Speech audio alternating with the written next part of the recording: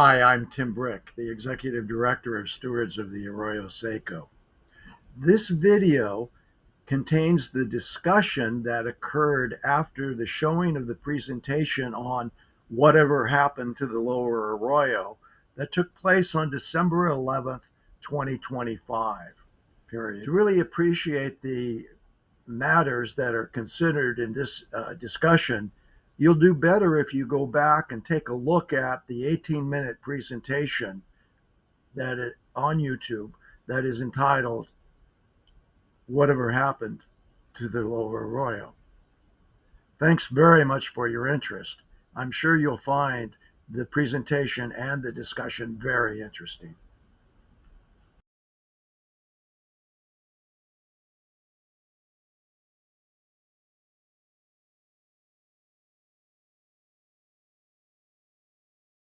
So who's got some questions? Who'd like to know what?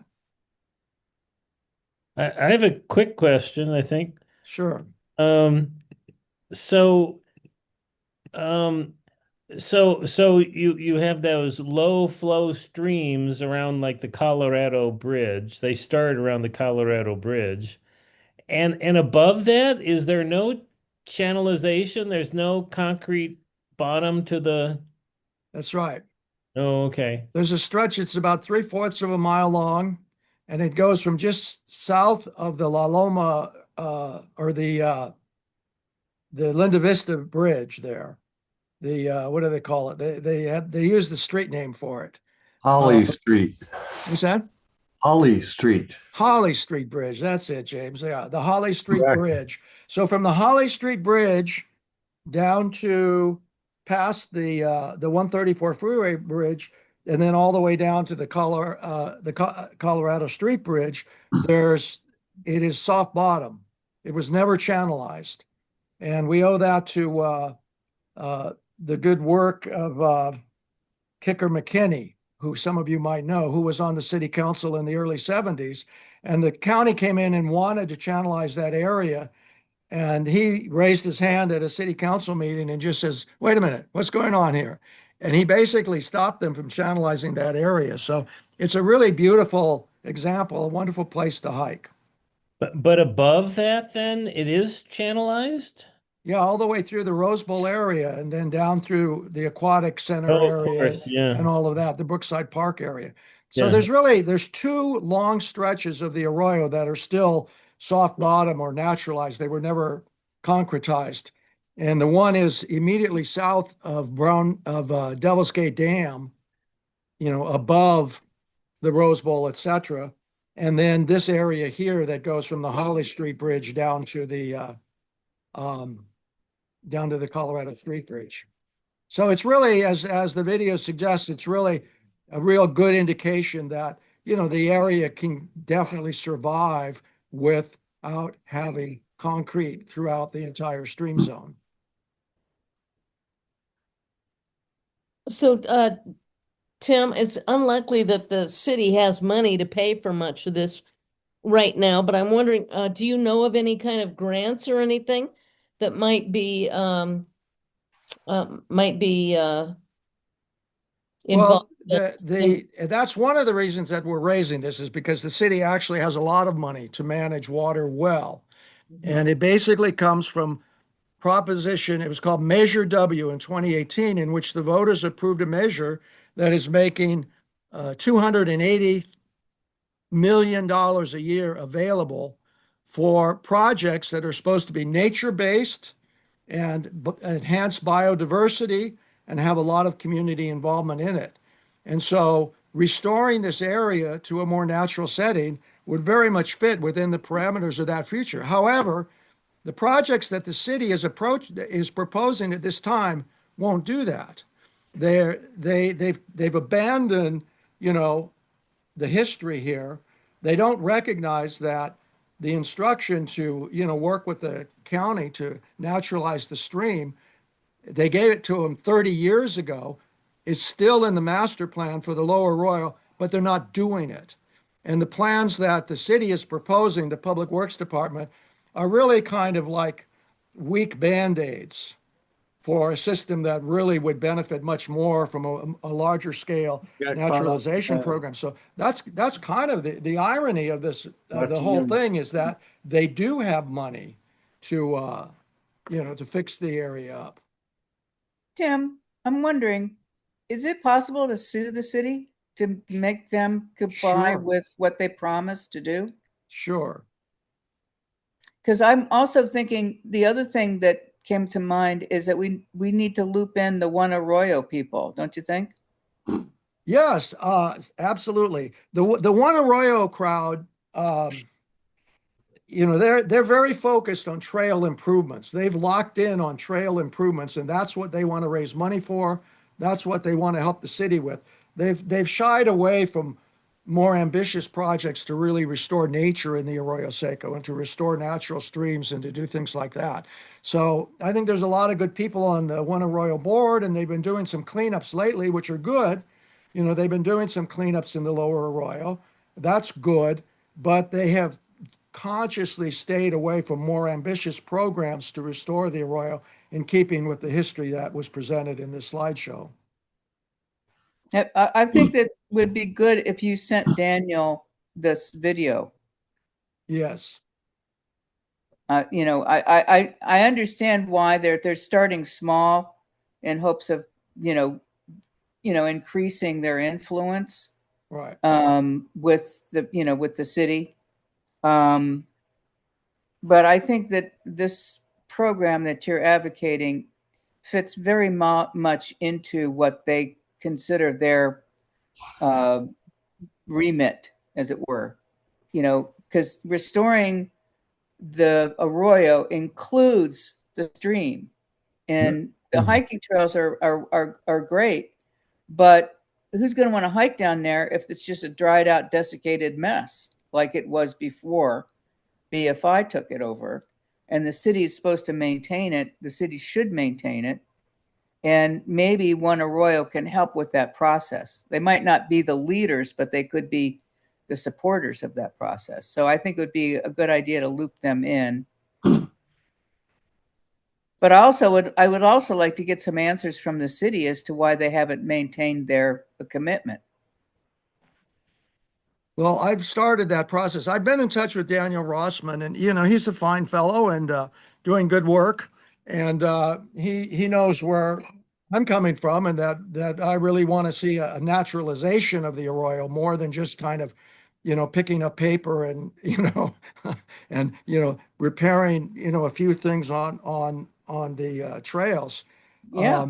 There's a lot of fine people on the One Arroyo board, and I think we need to get in touch with them and talk with them about the importance of this. They need to see this kind of a presentation, because people, Yes. this history has been buried. Now, I know that you've been very concerned, Terry, about or Jackie rather, about the fire from the buildup of brush and debris and such like that. And One Arroyo has done some cleanups, and we've worked with some groups doing cleanups too, cleaning up that area. And I think that the reality is, if that was a more natural area down there, the soil would be moister, it would be more fertile. You wouldn't have the same kind of buildup of dead plants and other kinds of stuff like that. So, I mean, really restoring the area really means improving the vegetation and the habitat, in that area.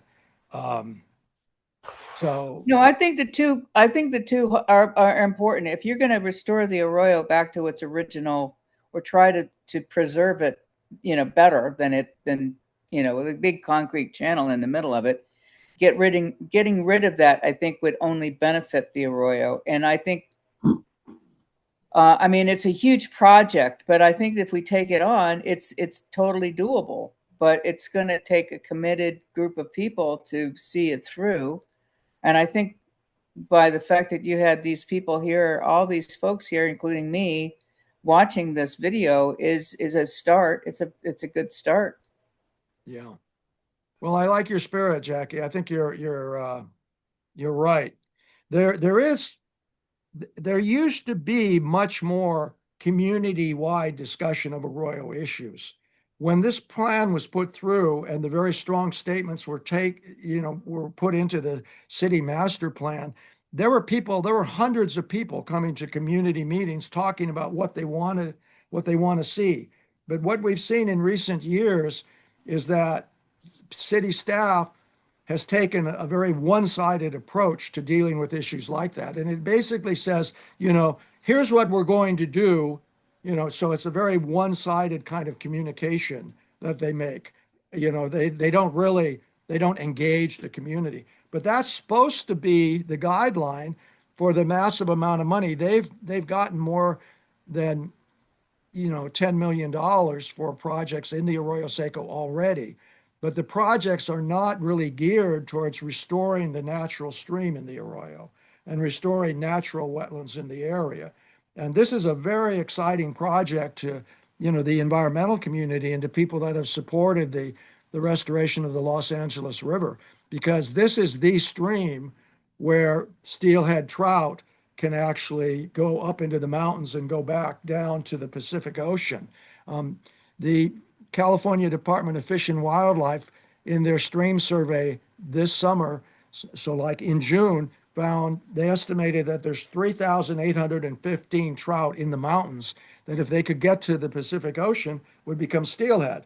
Well, that's an endangered species. That's a very significant thing. And yet the city, in its last environmental impact report on the Arroyo Seco, denied that there were any trout in the mountains. So they've been coasting along.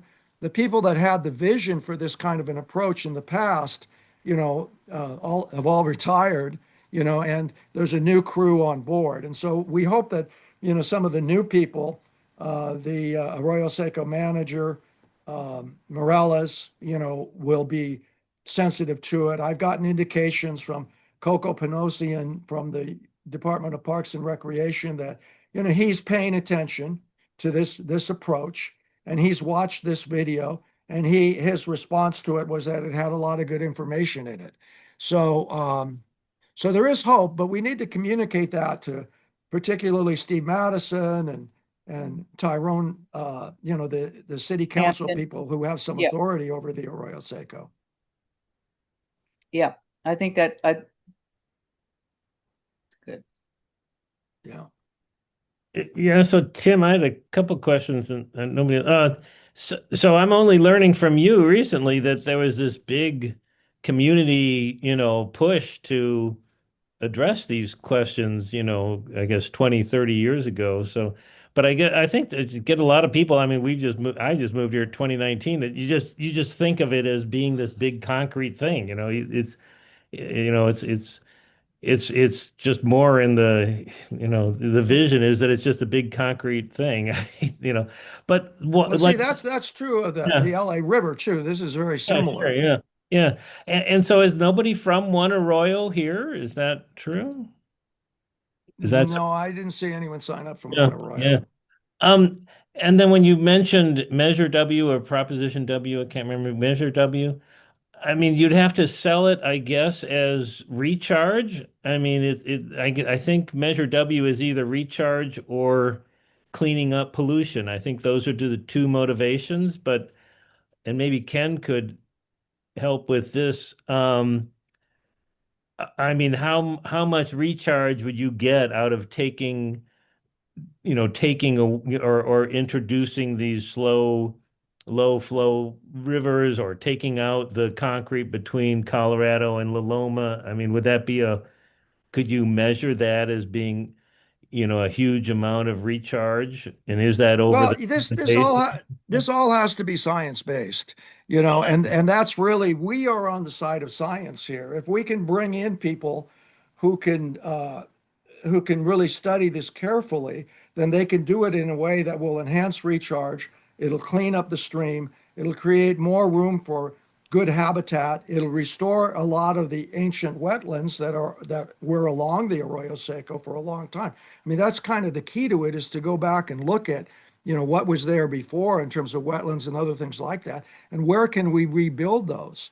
And that's part of the reason, many of us who are very concerned about the project that you've seen down at San Rafael Creek in Los Angeles in San Pasqual Creek, because both of those are projects that are really they're not going to be beneficial to fish and wildlife.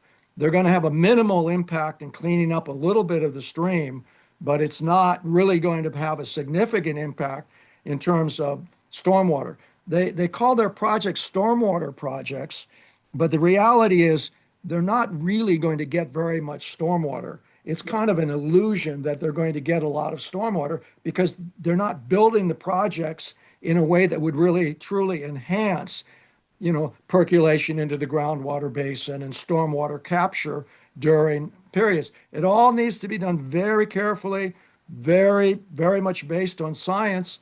And, it also needs to assure that there's no increase in the flood threat Yeah. as a result of doing the stream. But if you really look at it, for instance, in the lower Arroyo, what if there was a big flood that flooded through that area?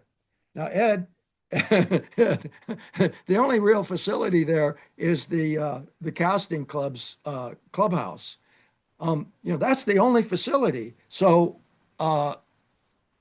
would it be the worst thing in the world Tim, how if could every, there be, how huh? could there be how could there be a flood there that isn't happening already up by the Rose Bowl? Well, yeah, it did definitely come from the mountains for sure. It's channelized. Yeah, I Yeah. know it's channelized, but if you look at it, it's not a huge channel. So I'm just saying, I just don't see how whatever, there's two dams up in the mountains and then there's Devil's Gate Dam. So I just don't see where this flood would be coming from, I guess is what I'm saying. Because the Well, 1938 flood, they Yeah. didn't have all those dams, did they? no, this dam, well, the Devil's Gate Dam was built in 1920. Yeah. So there was a big flood in 1914. Devil's Gate Dam was the first of the county's flood control dams. So that dam was 1920. There's also a dam further up in the mountains, 3.5 miles up into the mountains at Brown Mountain Dam. And that was built by the Forest Service in 1942. And it basically filled up with sediment pretty quickly after it was built. And but really, a lot of this, the theory of flood management at that time was to try to get rid of the water as quickly as possible, and that's why they have a nice little channel, to hopefully scoot the water down to Long Beach as quickly as possible. But the reality is that a lot of the thinking now is that we should try to restore more of the natural hydrology, recapture parts of the floodplain that can be recaptured. I mean, we're not going to just see, all of the concrete come out of the Arroyo, but there are stretches, very significant stretches of the Arroyo that can have, substantial improvements in the habitat and even the flood capacity. So we can have a safer system if it's more naturally based, ironically.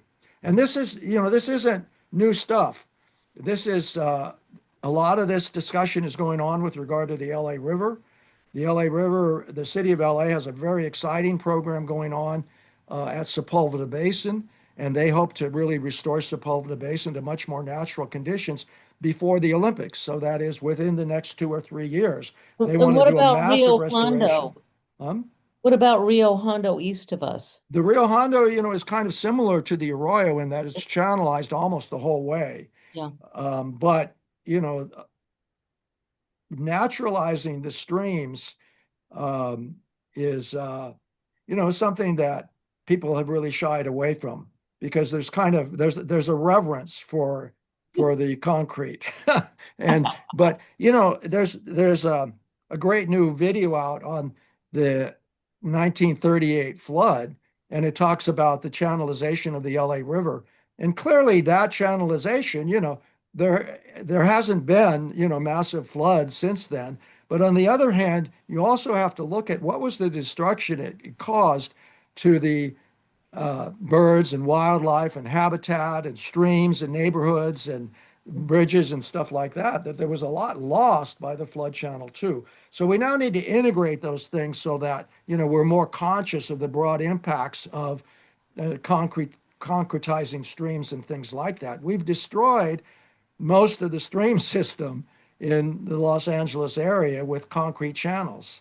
And it's time to really try to do, in our generation, I think it's our legacy to try to restore a more natural stream system in Pasadena and in the LA River system. I think it would benefit a lot of people. It would benefit, I think, every place south of us. I mean, because like you say, everything's concretized. And where things are concretized, trees don't grow.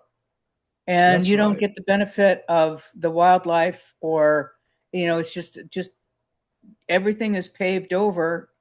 It's not very pleasant. And I think we're standing on the edge of a big decision. Well, people are talking about how we need to do a lot of this restoration. And Tim, you're right at the edge of this with your work that you've been doing all these years. I think people are going to start to listen a little bit more than they have in the last few years. I think they're already talking about being able to capture more of the runoff rather than let it just flow to the Pacific Ocean. And they want to recharge the groundwater. There's a lot of people thinking about water and how we're just kind of letting it flow into the ocean because we've concretized everything. Yeah. So I think what you're doing is really very helpful. And especially because you also ground it in history. Yeah. And I think that's really helpful as well. I mean, I didn't know that the city had committed itself to maintaining those channels. I remember when they first went in, because I used to walk in the Arroyo every day in the 90s, and I moved out of the area. And when I came back, I couldn't believe how bad it got, because it was really working. It was fantastic.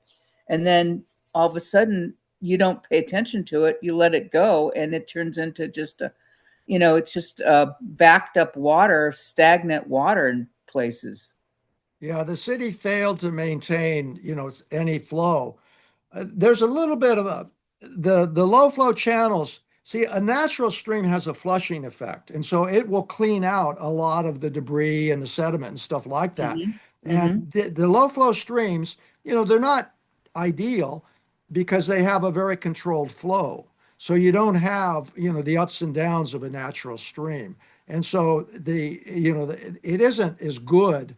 It'd be much better. We said when they did the BFI project, we said to them, well, we think the best thing to do is to just take the flood channel out. And they said, we agree with you, but we have a regulatory constraint that we have to get something done within 18 months. And we won't be able to do that. But we agree with you that the best approach really would be to take the flood channel out. So, and there have been, and I'm going to do a Zoom meeting soon and go through the history of studies of this stuff, because there have been a lot of studies of this, that I could drag out and show to you.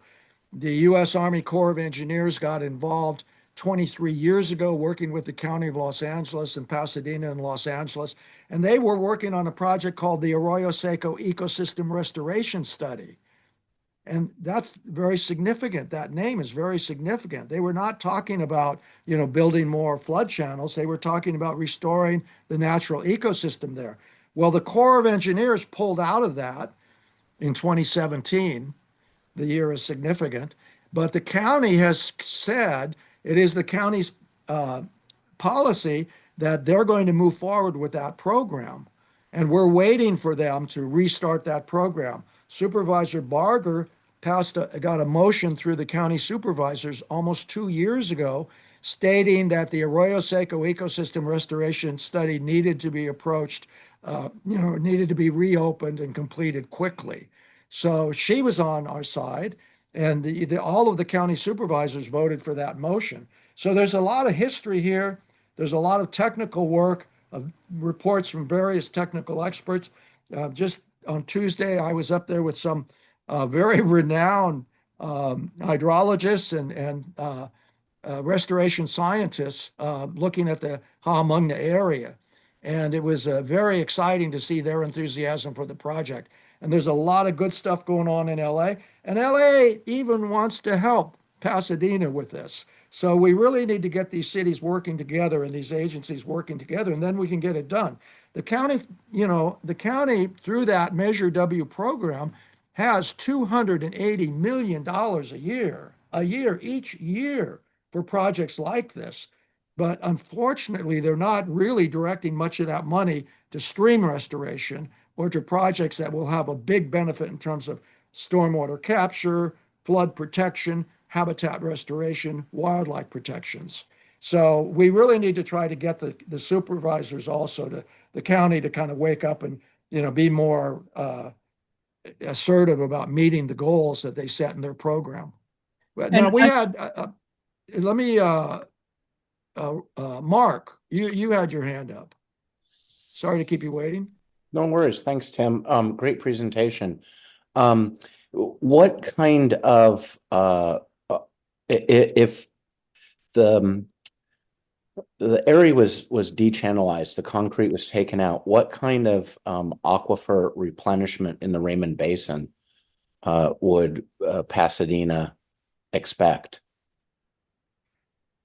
Well, even there's a massive groundwater basin underneath Pasadena, and it's been suffering from a decline for 100 years. The groundwater level has been declining, and it's largely because we've paved everything over and we've put in flood channels and we've done all of these other things, which have really inhibited, the natural replenishment of that groundwater basin called the Raymond Basin. So it all depends what part of the area you're in and what are the soil conditions in each area as to how beneficial it would be to have a more natural system, that would allow water to, kind of go into the groundwater basin and things like that. But basically, anything along the stream is likely to have, a real beneficial impact. And up at Haamungna, for instance, if they store water more during the year, longer during the year, what they do now is basically from the months from October to April, they keep the gates closed. I mean, the other way around. They open the gates and they just let the water flow through. If they kept water up there for longer periods of time, it actually would replenish the groundwater basin up there and have a very beneficial impact. But and we did accomplish some progress there in working with the county on the big dig that they did several years ago, in which we got them to agree that they're going to leave water in that area behind the dam from April 1st on. But obviously, a lot of the rainfall comes before April 1st. So dechannelization would actually benefit Pasadena considerably in terms of actual water capture into the Raymond Aquifer. Right.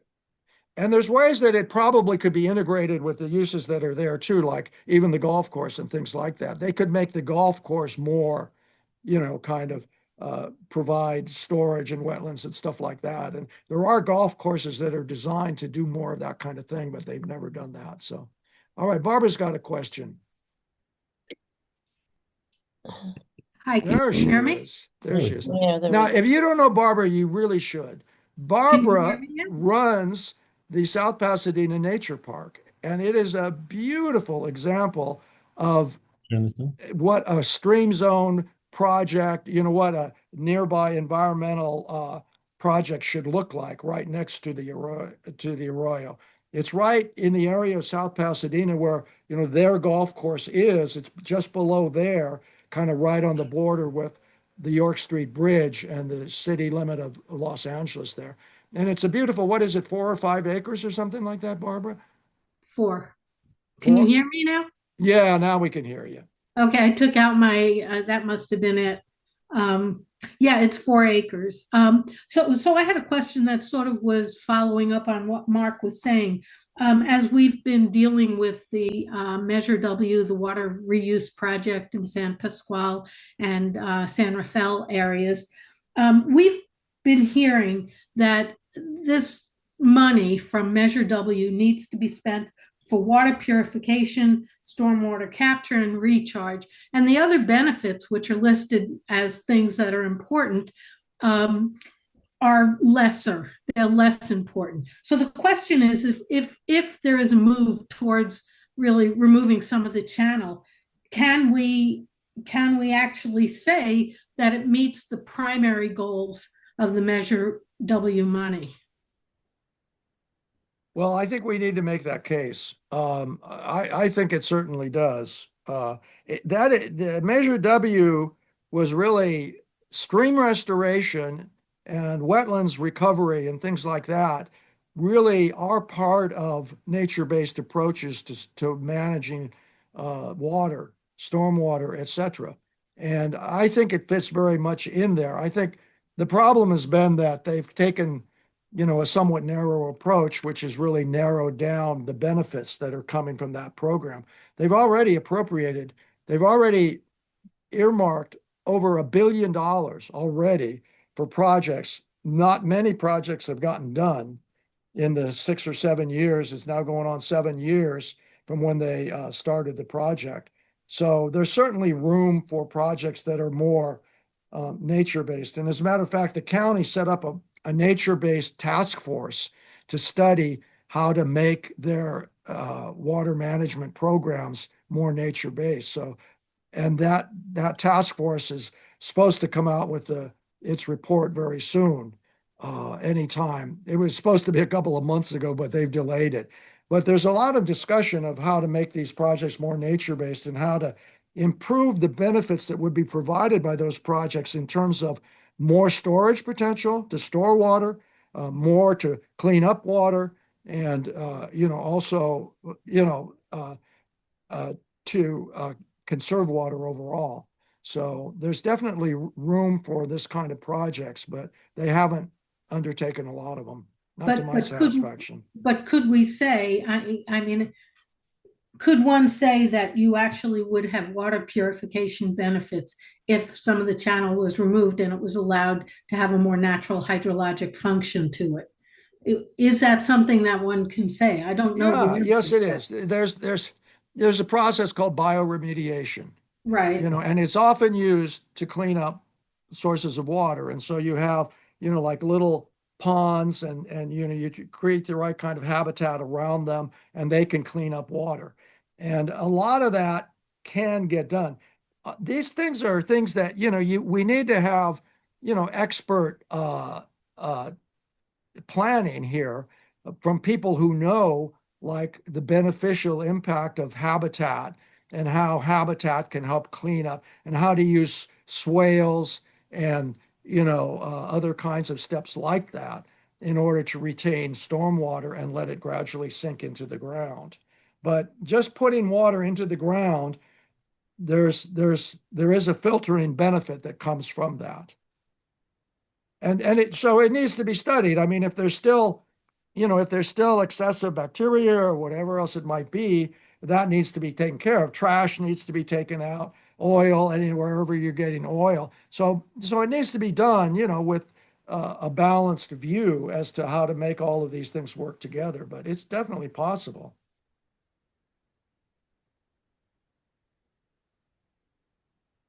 We actually should ask Ed Wallace to respond to this. Ed is a very well-known hydrologist and was headed a firm called Northwest Hydraulics. Did I get that right, Ed? Yeah, that's right. Yeah.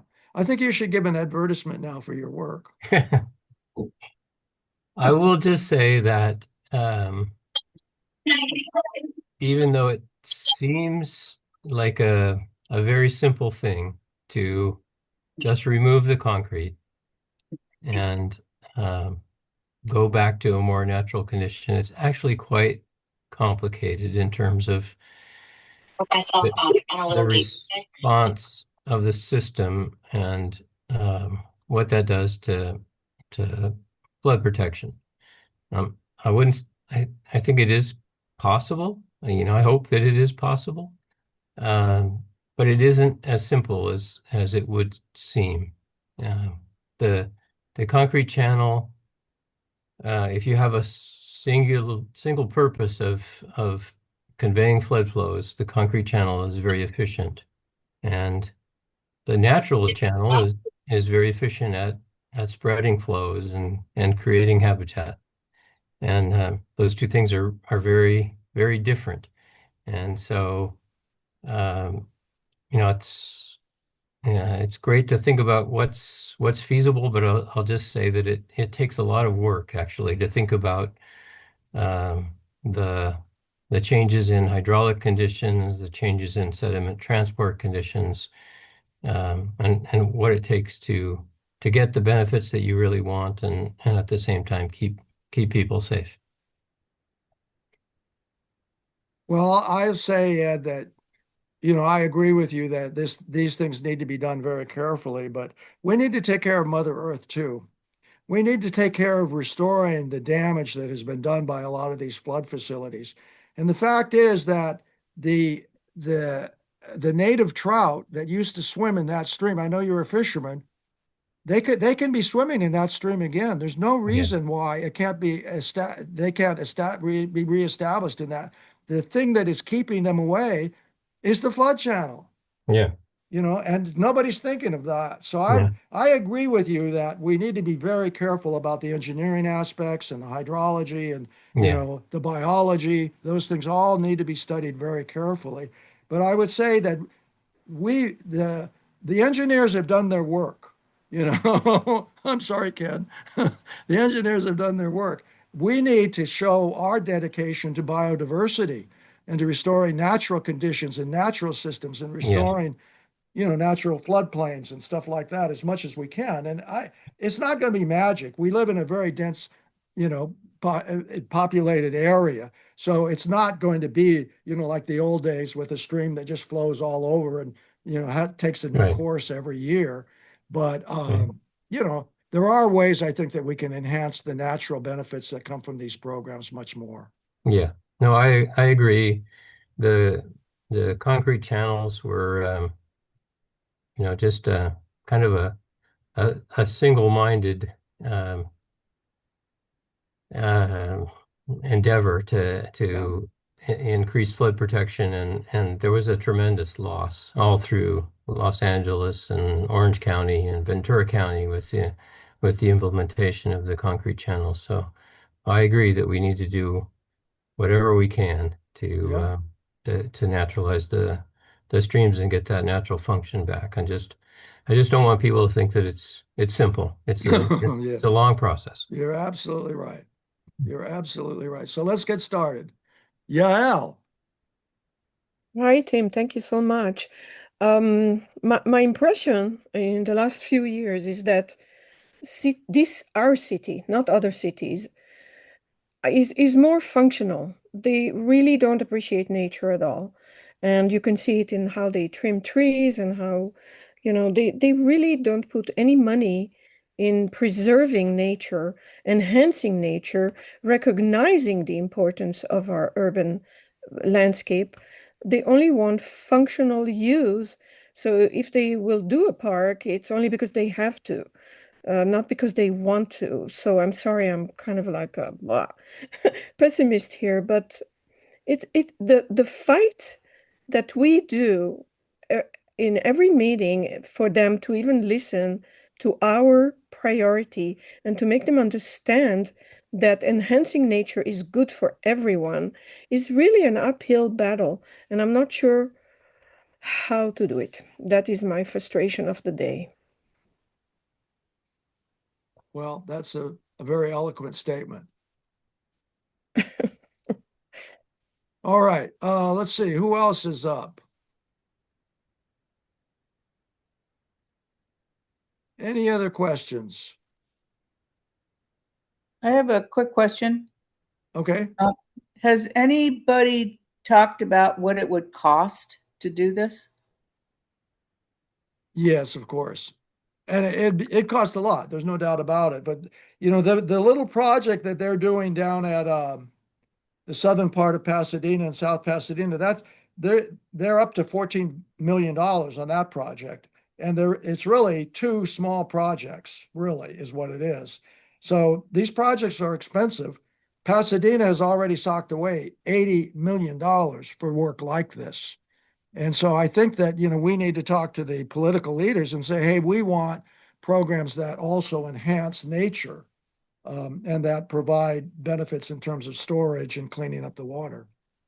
So, David Wishoff. Yeah, Tim, very, very informative presentation discussion. Question is, how have you reached out to the Measure W folks? Because I'm led to believe, based on some of my experience with Gila Bay and others that have been very involved with this early on, that they might well help us as a team to get some funding for counseling or advice or helping to prepare the documents. It's not, you don't have to come to them with a finished product in order for them to consider it. I think they will help you in the early stages. Have you reached out to them? I did, actually. Now, these are Measure W, the county people, not has little to, I think, little to do with the city. I would point out. We've talked to the watershed coordinators for the Upper LA River area, and they were interested. We gave them tours and all of that, but we'll have to go further than that to really put together proposals and stuff like that. The woman who runs the Council on Watershed Health, who is the head watershed coordinator kind of for our area. She's a really wonderful person named Eileen Alduenda, who was supposed to be on this. She was supposed to be here this evening, but anyway, she's really terrific, and she's trying to help us as well. So there's, what we're saying isn't that out of keeping with what, the county should be doing and wants to do. So, and we're also trying to get, Supervisor Barger is on our side in trying to get the Arroyo Seco ecosystem restoration study going again.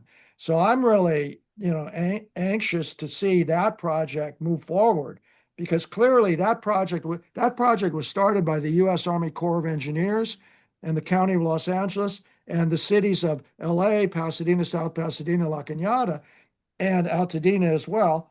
And that was all about ecosystem restoration. And so they've already done a substantial amount of work in this area, but they're not doing any implementation of that work. But that's good advice. And we are working with the people from the Measure W program. If I could help, I'd be interested in doing so.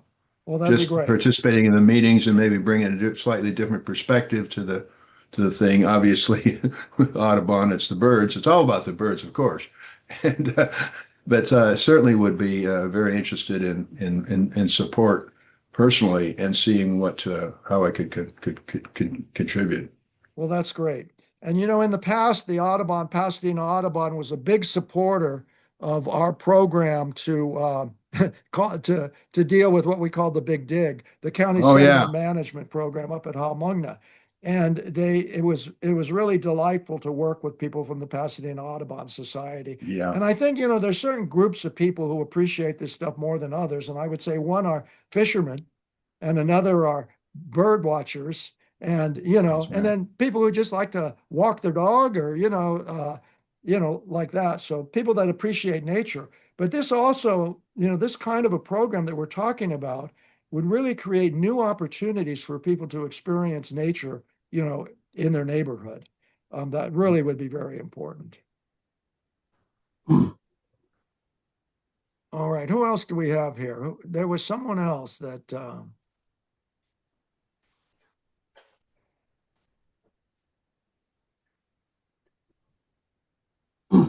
Ken Cools, do you want to say anything about your concerns about the Eaton Canyon project here, or just raise the topic, or? No, but I would like to offer with regard to the Arroyo that I I worked for the Corps of Engineers for 14 years, and I was really impressed by the fact that you got the Corps to do a study or start to do a study on the restoration, and unfortunately that went away. Yeah. And it seems to me that getting that back going, it should be a priority. I'd also like to point out that yes, removing the concrete down to La Loma Bridge would provide benefits to the Raymond Basin, for whatever that's worth. Yeah, that's right. Okay, who else is up? Anyone else? Well, I thank you could, so much. I'm so sorry for the technical glitches. Tim, can you put into the chat that YouTube thing or just tell us how to find it on YouTube and we could spread the news, Yes, get people to watch that thing. I'll send you that link. And Okay, I'll send you an email and give you an opportunity. Some of you are on our mailing list or email list, and a lot of you aren't. So I'll send you a link that if you're not on that list, you can sign up really easy. It's a real quick thing. We'd like to be in touch with you on an ongoing basis. And it's basically mostly one email a month. So it's not a big deal in terms of occupying space on your computer. So Yeah, so also, but be sure and let us know if there are city council thing, kind of like Pasadena 100. Are there city council things that we should show up to and make statements at and so forth, or commission well, things? the big issue is really the concern that some of the people here tonight have been working on very hard, which is what Pasadena calls the Arroyo Seco Water Reuse Study. And it includes projects that are at San Rafael Creek in Lower Pasadena and San Pasqual, the San Pasqual site, which is kind of right there on the border between Los Angeles and South Pasadena. Right. That project is because of the neighbors in the San Pasqual neighborhood forced the Pasadena to do an environmental impact report. They were not going to do an environmental impact report, but they basically were forced to do so by the legal action of the Save San Pasqual group. The environmental impact report is now being compiled. They've been doing it for a year, and they were talking about having that ready for a presentation to the public in December, but it looks like they're not going to be able to do it for at least until early next year. So that will be voted on by the Pasadena City Council, which is the lead agency on the program. So it'll probably be in, February or so, January or Hey, but February. what again, just as a potential thing, then what might happen is that if we can get our hands on it in advance and have a little chat about it, then we can put our public comments in so that, city council is aware of that. And the other thing is, it would be really great if, as an introduction to the city council members, that, this is coming down the pipeline, but there's a much bigger vision here for this than just, putting some of this runoff, whatever, onto, a golf course. And that is where you could send that video of yours, because it's really nicely done, to each of the city council members as they're getting ready to Right. look at this thing, and it might give them a different way of looking at it entirely, because it seems to me there's got to be the bigger picture is going to help them say, no, we shouldn't put money into this. Let's think about this larger thing. Right. Well, that's very good advice. Thank you very much. And I promise that in January, after the holidays, we'll do a meeting like this, which focuses on that project. And it'll talk about how will it affect the San Rafael area, how will it affect the San Pasqual area, what are the concerns of the various groups. And some of the leaders of that campaign really are here tonight. Right. Barbara Eisenstein, Mark Forbes, Yael Paredes. Am I missing anybody's name? But, so we've got a lot of the people here who could Right, but really, you might want to have the document that they're preparing. And you know what they do? They send it out on a Thursday before the upcoming, so it's like you got to jump on it and get your Yeah. comments in line Yeah. to have them on Monday. Yeah. Clara said that she talked to Don Pichower, who told her that the EIR will not be delivered at the holidays, which is a big plus if they follow that, and it will probably be delivered mid-January. Right, but my point is that we just have to, I mean, if you want to respond to the thing they'll be voting on, then we'll probably be getting it on Thursday with the, because Thursday afternoon at 4 o'clock, that's when they send out what is going to be on the agenda for the following Monday. And that will give from Thursday until Monday to go through it and say, here's the reasons why. And you already know what the reasons are why you don't like it, but it has to be done in a way that makes it, responding Right. to Well, let me the say docket. that the city council is not well informed on this.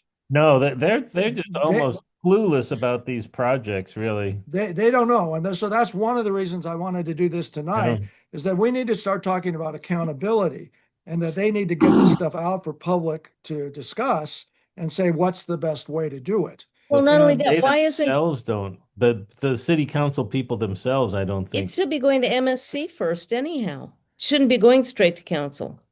no, it should go to MSC. You're right, but there's not much accountability, particularly of the Public Works Department. Well, I mean, that's all you can do is like ask to slow it down, Well, what would help a lot would be if people would talk to their city council person.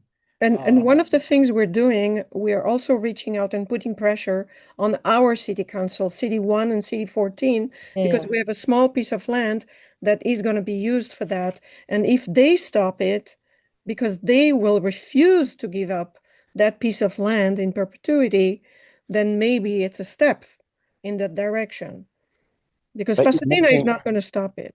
you're Well, making a great point, though, we need to be prepared to speak to the city councils because they are only required to have 72 hours notice to post an agenda. So, like you were saying, they're going to post on a Thursday, and for a Monday meeting. that's right. So being prepared for that, being prepared to speak out, being prepared to send letters, all of that kind of thing. And the more people that address this, especially in person, I think the better. So I know Tim has been very good about sending out notice when meetings will happen. So if we can, Tim, no pressure here, but if you can continue to do that, I know, we're all very much on top of this issue, especially in the lower Arroyo Seco and San Pasqual Park. The more people that can speak out against this, the better. Well, the Okay, other thing is we can slow down the process by asking them to send it through. Felix is on the EAC Commission. That's the Environmental Advisory Commission, and it should be going to them before it goes to council. And then EAC should be talking to the MSC. Right. And then, Yeah, it came to us and we're preparing a letter and everything, but Okay. how Well, much it's going to get to the city council. I'd like to bring up one thing quick too.